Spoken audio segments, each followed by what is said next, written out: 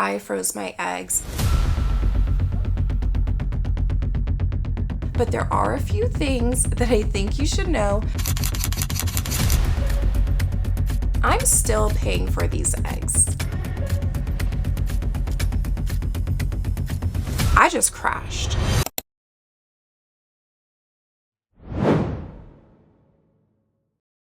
Hi, my name is Amber and welcome to my channel, Girl with Drive.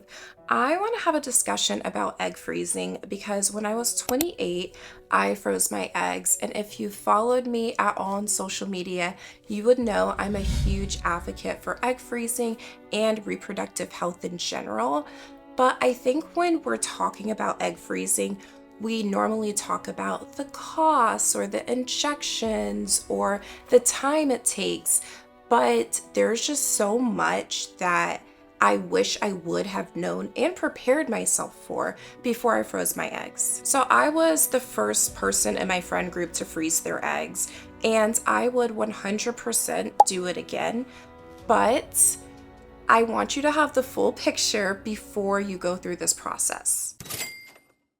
So let's talk about what shocked me the most. I'm still paying for these eggs. So a little background, I went through a company called Progeny, which is an employer-based fertility program, like fertility insurance that my job at the time was offering.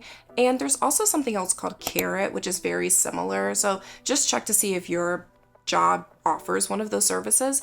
So through Progeny, it wasn't completely free. I had not hit my deductible yet because I froze my eggs in the month of March. So looking back, I wish I would have maybe just froze a little later in the year to hit my deductible, but I spent less than $5,000. I spent about $3,500 to $4,000 for everything. And that's a really good deal or value because honestly, national egg freezing average is 15 to 20,000, I think. So to spend less than 5,000 is pretty good. But what I failed to realize was the storage fees. So I knew that there would be a storage fee, but I had no idea how much it would cost. So my first year paying, it was $650.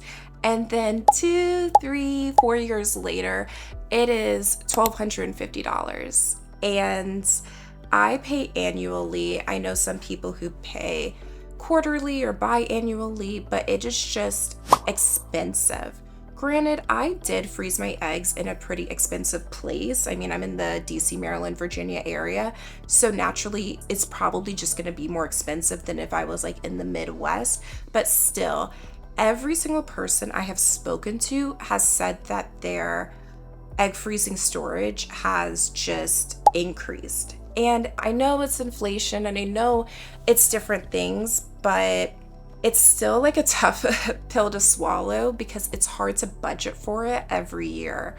And so I froze my eggs at 28. Say I don't use my eggs until I'm 40. That's 12 years of paying for my eggs. And really, I'm gonna be spending more money on my storage fees than I did even for the procedure. So it's something that like gets me. I have looked into other options. There are long-term storage facilities, but my hesitation with doing that is that I have to move my eggs from one place to another, and it will be cheaper in the long run. But then if I ever want to use those eggs, I have to move them back. And I think that's just a risk I don't want to take with really fragile genetic material. And that's the thing, you only have 3 options when you do this. It is you freeze your eggs and then you either choose to fertilize them and create embryos, you can donate them, or you can discard them. But until you make a decision, you have to keep paying for these eggs. The next thing that really surprised me was that I went through post-egg retrieval depression. Now, I don't know if this is like a real term or a clinical term, but it's just something that I went through. And I know that so many other women have gone through it. Like I've talked about this on social media before, and I've just had so many women just flood my comments in my inbox saying they had the same thing happen to them. So I had a pretty easy process, to be honest. Like, yeah, I had like some bloating and some water retention, but I wasn't in any pain after the procedure. I only took Tylenol. I was perfectly fine. But about 3 days after my egg retrieval, I just crashed. I'm pumping my body with hormones for a couple weeks and then it just stops. And literally everything just felt like it was just crashing down. I remember my desk was just full of tissues. I could not stop crying. I think I only sent like one Slack message that day because I couldn't work. I truly couldn't do anything. And that is so unlike me. Even if I feel a little sad or down, I can always push through and work. But this was different. This was like it's a chemical depression.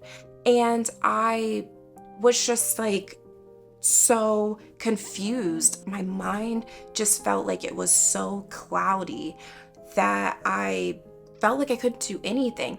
I even look back from text messages from that time and I was like just canceling plans with people because I couldn't do it.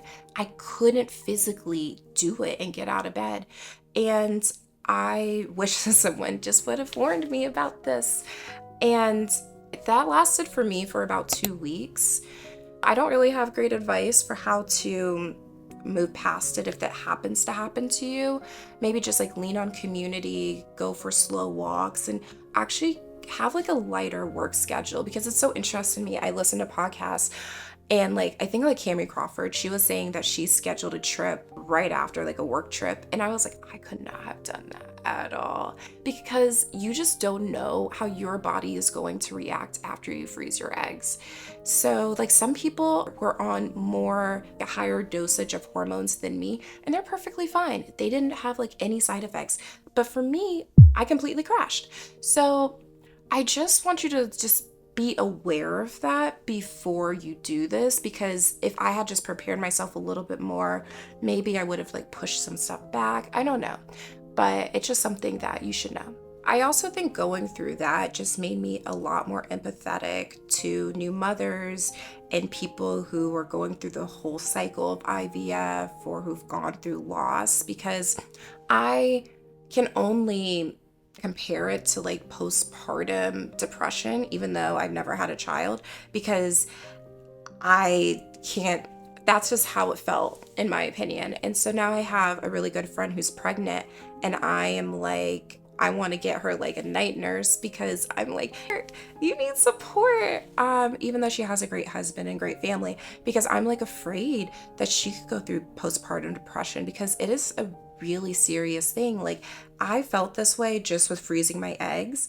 I can't imagine feeling that way and then having to take care of a baby. Like it just made me a lot more empathetic and understanding towards new mothers.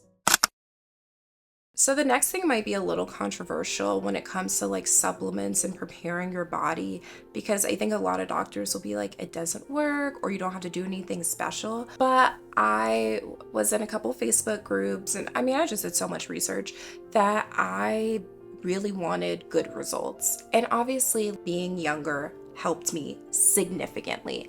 But I do think there are things I did that maybe improved my results. So a lot of times I don't like talking about how many eggs I got, but I think it might be important to talk about. So they retrieved 49 eggs and 41 of them were able to be mature.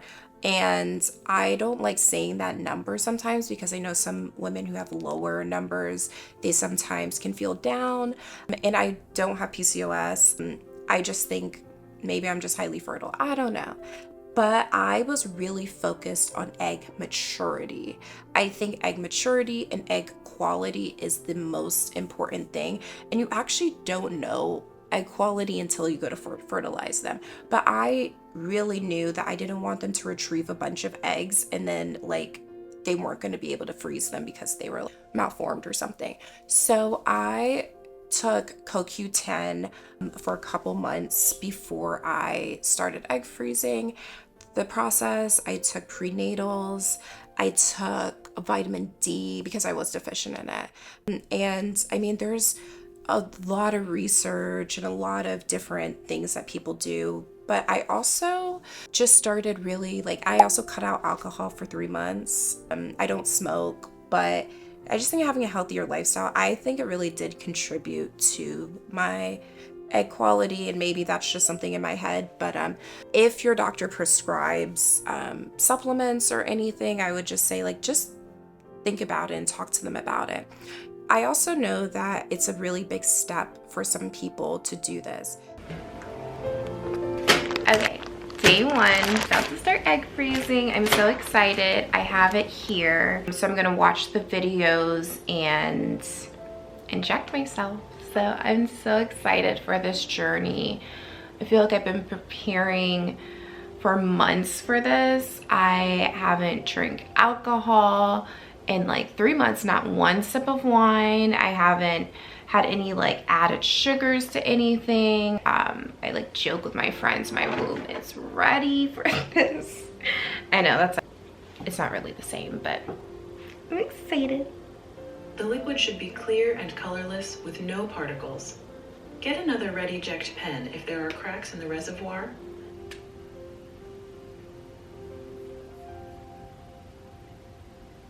Do not push or pull the dose knob while you turn it. If you pass your dose, simply turn the dose knob back to the correct dose and insert the needle into your skin. Press down on the dose knob with your thumb and hold the dose knob as far as it will go to complete the full injection. Keep the needle in your skin for at least 5 seconds to make sure you receive your full dose. Hi everyone. It's the end of night 1. I took Gonal F in the morning and Minipure a few minutes ago. Right before I took the Minipure, I just got like this headache. It was so weird. It's like right here. And then after I took the Minipure, which is the one that you mix, it just like, I just had just a wave of just a headache. It was almost like immediate. But you know, they say headaches are normal, and I mean, I'm just putting something new in my body. I'm very confident that it's going to hopefully go away in the morning or in a few days. But injecting wasn't that hard. The Gonal F was super easy, took like basically a minute. The Minipure was a little tricky, but I got it done and it didn't hurt. I iced my stomach a little bit beforehand because it does burn, but it's really not bad at all. So anyways, I think it's been a successful first day. I feel good about this. I feel good about the process, and I'm really happy I am doing this. Here's to the journey. A mini step you can take is your OBGYN during your annual Well Women's exam can test your fertility. You have to ask for the test. It's the AMH test. It's a very long name, but basically it will kind of test not your egg reserve, but it will tell you how well I think you'll respond to fertility medications, and kind of like there's a range, and it does test your fertility depending on your age. So if you're like low, maybe it means you should freeze your eggs sooner. It doesn't mean that you're not going to get pregnant naturally. It just means maybe you should be more proactive. Okay, so check your hormone levels, give you a call, be trigger shot today. You'll come in tomorrow just for blood, and then on Wednesday we'll do your retrieval. So you've taken your Cetrotide this morning? Mm-hmm. Did you take your Gonal F? Not yet. I take it at 8:30. Okay, great job. Great, thank you. Just waking up. I don't know my egg count yet, but I'm very excited. I feel really good. Eating apple juice and saltines. You mean drinking apple juice? What did I say? Eating apple juice. Enjoying apple juice. And something that's just kind of, I guess, personal to me is that after I froze my eggs, I felt like it gave me permission to take more risks in my life. Like when it came to my career and dating and just traveling and everything, I felt like I didn't have to necessarily plan for motherhood in the same way I probably would have if I hadn't froze my eggs. So what I mean by that is I have just like an interesting story is that I met my fiance 3 weeks after I froze my eggs, but I was like going on a lot of dates like during and after. I just felt like there was no pressure at all. And I even feel like in our relationship now, we've been together 5 years, that there's still no pressure to have children. And I love that for us. I really wanted to get to know someone and have a really deep relationship before I chose to be a parent. And I do feel like egg freezing allowed me to do that, and it empowered me to do that. And I feel like taking control of my reproductive health was one of the best gifts and one of the best investments I could have made. So if you're watching this video, I'm sure you're probably considering freezing your eggs, and I just want you to know that you're making a decision for you, and I'm a huge advocate for it. Even though I maybe said some cons in this video, it was all worth it, and I would pay for my eggs a million times over. I just have to budget for it. And if you have any questions, my email is info@girlwithdrive.com, and I'm Girl with Drive on all platforms. So just thank you, and please subscribe. Bye.